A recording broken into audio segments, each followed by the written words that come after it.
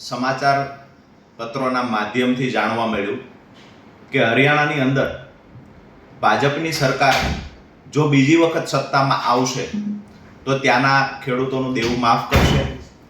MSP મુજબ દરેક ખેડૂતની જણસનું ખરીદી કરવામાં આવશે. ખરેખર જ્યારે આ સમાચાર સાંભળ્યા તો એક ખેડૂતના દીકરા તરીકે ખુશી થાય. પરંતુ ભાજપ સરકારને ગુજરાતના ખેડૂત તરીકે અમુક સવાલો પૂછવા માંગુ છું કે ખરેખર ગુજરાતમાં એમએસપી મુજબ ભાવ ન મળવાથી ખેડૂત દિવસે ને દિવસે દેવાદાર બનતો જાય છે. ગુજરાતના ખેડૂતો દર વર્ષે 1000થી વધારે ખેડૂતો આત્મહત્યા કરે છે, જેને આત્મહત્યાને અકસ્માતમાં ષડયંત્રપૂર્વક ખપાવવામાં આવે છે.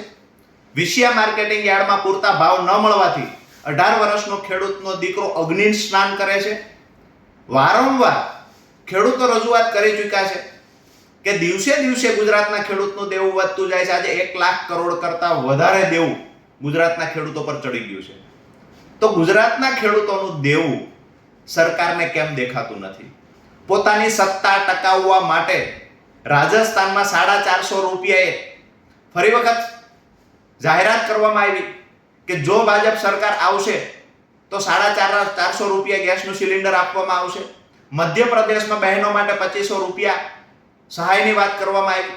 મહારાષ્ટ્રની અંદર બેરોજગારી ભથ્થું યુવાનોને આપવાની વાત આવી. અને આગળ અમે વાત કરીએ તો ગઈકાલે જાણવા મળ્યું કે હરિયાણાની અંદર જો ભાજપની સરકાર ફરી વખત આવશે તો ત્યાંના ખેડૂતોનું દેવું માફ થશે. એમએસપી મુજબ દરેક જણસની ખરીદી કરવામાં આવશે. તો ગુજરાતમાં ચૂંટાયેલા તમામ ભાજપના ધારાસભ્યોને અને સાંસદ સભ્યોને અમે ખેડૂતના દીકરા તરીકે સવાલ પૂછીએ છીએ કે તમારી અંદર ખેડૂતો માટે સહેજ પણ સંવેદના બચી હોય તો તમે રજૂઆત કરો.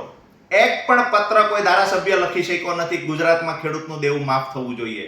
બીજી જગ્યાએ બહેનોને લાભ આપવામાં આવે છે, સહાયો આપવામાં આવે છે, યુવાનોને બેરોજગારી ભથ્થાની વાત કરવામાં આવે છે. ગુજરાત માટે અન્યાય કેમ? વાત તો એવી હતી કે સૌનો સાથ સૌનો વિકાસ. અહીંયા જોઈએ તો સૌથી વધારે દેશમાં સૌથી વધારે જો ખરાબ હાલત કોઈ ખેડૂતોની હોય કોઈ રાજ્યની અંદર તો ગુજરાતના ખેડૂતોની છે. આજે બેંકો ખેડૂતોને નોટિસો ઉપર નોટિસો ફટકારે છે કે જે દેવું છે એ રકમ ભરપાઈ કરો, નહીતર અમે તમારી જમીનની હરરાજી કરશું. આવી રીતે ખેડૂતોને ધમકાવવામાં આવે છે. ખેડૂત બાપડા ન છૂટકે દિવસે દિવસે દેવું વધવાના કારણે આત્મહત્યાઓ કરે છે, વારંવાર રજૂઆતો કરે છે.